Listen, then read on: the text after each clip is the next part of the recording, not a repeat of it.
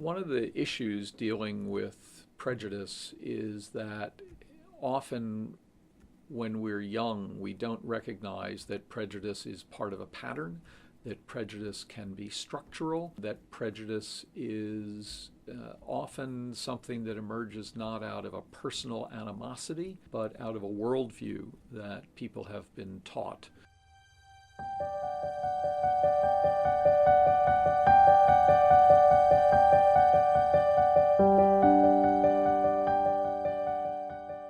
The Youth and Prejudice Conference is a full-day opportunity for area middle school or high school students to come to Muhlenberg College and confront the dynamics of prejudice and bigotry.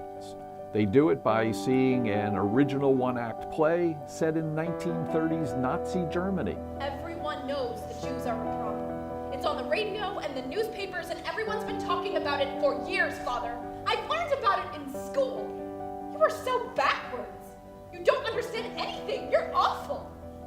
They do it by hearing an authentic survival story, sometimes from the survivor, him or herself, most often from a second or third generation family member who has learned and preserved that story. They fled to the Vienna train station with only their suitcases.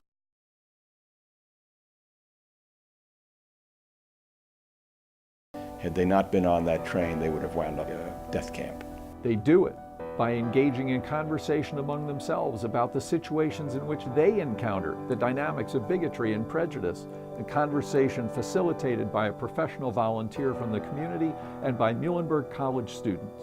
They do it by hearing a final closing keynote address by a leading local figure who brings all of the day's learning together and focuses it on what the issues are for students today, how they've learned to analyze those, and what it is they can do moving forward to respond to prejudice and bigotry. It's a terrific day for the students, for the teachers, for the Muhlenberg students who participate, and we think for our society as a whole.